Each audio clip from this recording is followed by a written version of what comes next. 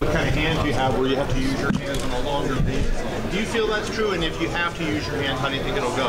You know, I'm not going to really like make the fight all about using hands. You know, I think I have a lot more tools in this fight to win the fight, and that's what I'm going to really stick to. You know, Alexander, you know, I think he has a kickboxing coach this camp, but it's very, very clear to me that he spends the majority of his time boxing and working on his angles and working on his uppercut and his overhand right and his left hook and all this type of stuff. So where he's primarily a boxer, man, I really embrace the whole art of kickboxing, the whole art of everything that's not even kickboxing, like the in-between stuff.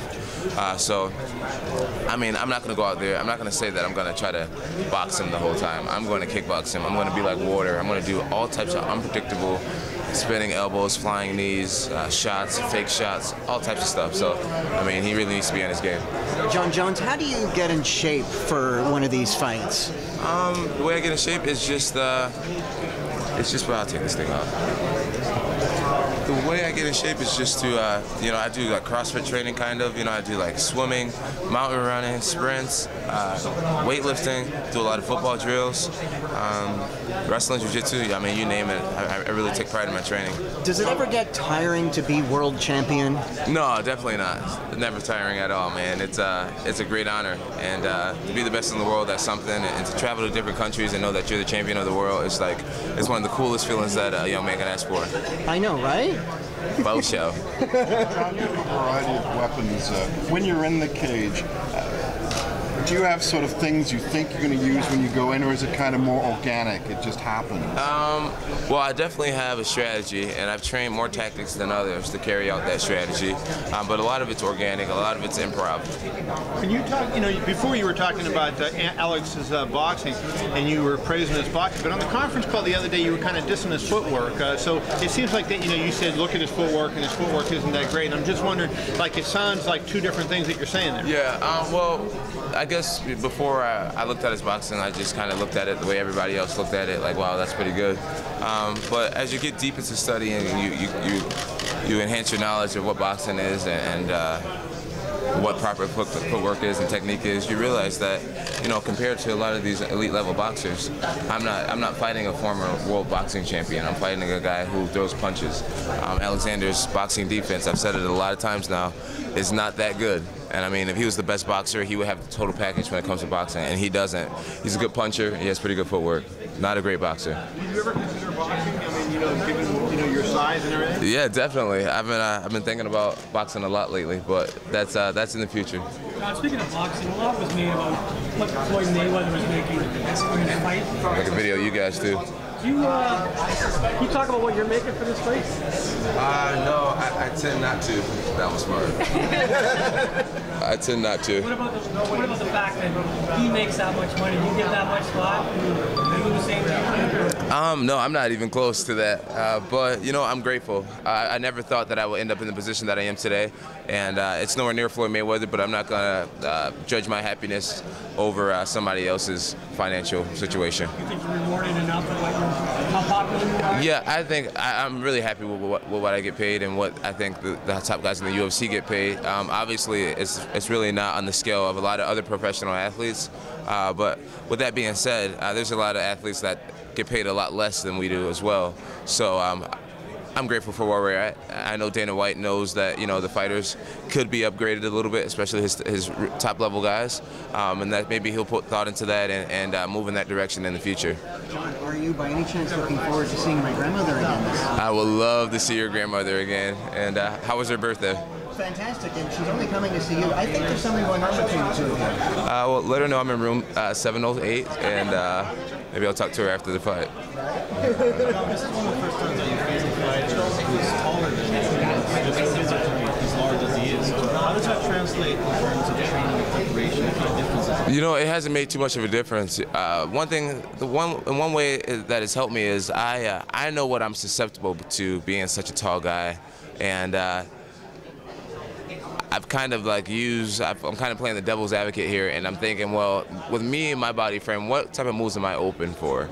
And knowing these type of moves that I'm open for being so tall, I'm excited to execute these type of techniques on Alexander. So his height, you know, I know the tall man's pain, you know what I mean? And I'm going to use that knowledge against him. a lot of kick for your chop, leg chops? Yeah, definitely don't be surprised if you see leg kicks. There's a lot of techniques. You know, he has long legs, and there's a lot of techniques that long legs guys are susceptible to. You know, he stands really tall in his stance. There's a lot of things that I'm going to be exploiting in his game. By the way, you know, you mentioned Mayweather last week. You know, I think he sold 2.5, 2.6 million pay-per-views. You go in the next week, it's like asking people to dip in their pockets 2 weeks in a row. It's gonna be tough, right? So yeah. You're making some money off of that. Yeah, I mean, Mayweather, with the economy today, I know a lot of people can't really order pay-per-view back-to-back like that, but it's okay. You know, they timed it better than we did, and hopefully a lot of the people who really wanted to see an MMA event saved up for this big event. John, if you end up, well, I guess I should say, when you win on Saturday, what's the first thing you're going to spend your money on? Oh man, I don't know. I really don't spend it. I've been really smart, and I have a lot of good people in my life, and I'm a really big saver. So I'll probably just throw it all in the CD for now. So drinks are on you. No drinks on me. I love Toronto. Toronto's a great place. The weather's a little inconsistent, but the people are really nice, very enthusiastic. I think the best countries for MMA right now, I would have to say Brazil, as far as the way they treat me, it's unbelievable. Toronto and America. I mean, it's unbelievable. I think Toronto and Brazil are the most enthusiastic countries. I really feel like a big star when I'm in these countries, and it's a great feeling. I don't think so. I'm going to stick to fighting. Jon, you're a guy who watches a ton of film. You always know your opponent very well. This is not to diminish anything that you've done as a champion, but do you feel like some of your fights have come against guys who are past their prime? And does that make this fight a little more exciting? Yeah, I totally feel as if I've fought a lot of guys who are past their prime. But that's not my fault. You know, I was in high school. I can't control that. But there's a lot of guys that I've fought that's right in their stride. I mean, Rashad Evans was on an absolute tear before he met me. I don't think he's fought the same since. Vitor Belfort, I mean, he's fought me, and he's right back to his winning ways. He's actually annihilated everyone except for me lately, I think, with knockouts and head kicks and all types of craziness. Chael Sonnen, we saw how he just beat up Mauricio Shogun right after his first round defeat to me. So I fought a lot of guys who were better at one point, but to my defense, I mean, a lot of these guys are winners that lose devastating fashion towards me. So the interview by Chael the other day, was that a weird thing for you? It wasn't weird. You know, when I heard that I had an interview with Chael, I was really excited because me and Chael did the Ultimate Fighter TV show together. We promoted that Ultimate Fighter a lot together, and we have a really good chemistry. We play off each other very well, and I knew it was going to be a good interview. John, when Hulk Hogan was in Toronto, he challenged our mayor Rob Ford to an arm wrestle, and Rob Ford won. Do you think you could take on Rob Ford, and if so, how? I don't even know who Rob Ford is. He's our mayor of Toronto. I'm sorry, Rob. Hi, John. What's your opinion about Alexander Gustafsson? Since you've seen him so much as a person?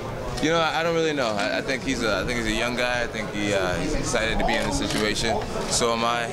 I don't really know what to think about him. See you tomorrow. John, you watch hockey, Toronto Maple Leafs fan, or Maple Leaf country right now? Yeah, I'm not much of a hockey fan, but I support all fighting sports. You'd be a good goalie for fighting.